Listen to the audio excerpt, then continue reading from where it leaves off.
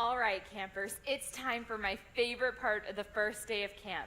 It's time for Campfire Stories. Does anybody have a spooky story they'd like to share with us? Huh? Freddie, how about you? Yeah, sure, I've got one. It all started one spooky night. Well, a spooky morning, really. It was the morning after the Halloween party. My Friday, 9 a.m. contracts class. There was only enough time for one person to be on call. I thought I had snuck by. The professor looked down at her list. And Mr. Cochran? Boom! Just when I thought I was off scot-free, she nails me. I gave the holding fine. Cardozo's reasoning, a little shaky. But then she gave me a hypo. I panicked. I spewed something out that could not have been more wrong. I thought she would just shake her head in disappointment as always. But then... Mr. Cochran, that was sloppy. Almost as sloppy as your dance floor hand job with Miss Curly last night at the Halloween party. Oh, yes, we saw it. Everyone saw it.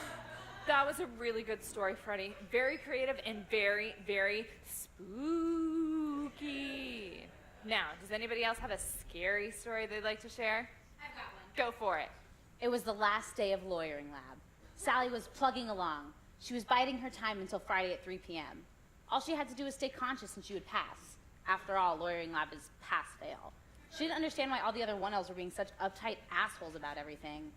Those stupid 1Ls. Don't they know it doesn't count for anything? Sally sat back, admiring her own chill. But then... All right, students. Great job with those marshmallow towers. 14 inches, very impressive, Team 2. Now, before we move on to trust falls, I just wanted to remind everyone that the grades for lawyering lab will be posted on Friday. Standard curve, mostly B's, a few C's and D's. The usual. Sally failed lawyering lab. And she was never heard from again. Oh my God! Did she die? No, dumbass. She got put on academic probation and transferred to Suffolk. God, 1Ls are so gullible. I hope that wasn't a true story. That is terrifying.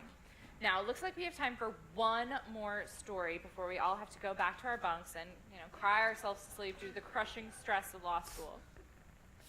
So, does anybody else have a spooky story they'd like to share? What about you, sir? Do you have a spooky story? Who, me? Nope, I'm just a security guard checking up on you kids. Nothing creepy here. Oh, yeah, I'm BU Law, class of '08.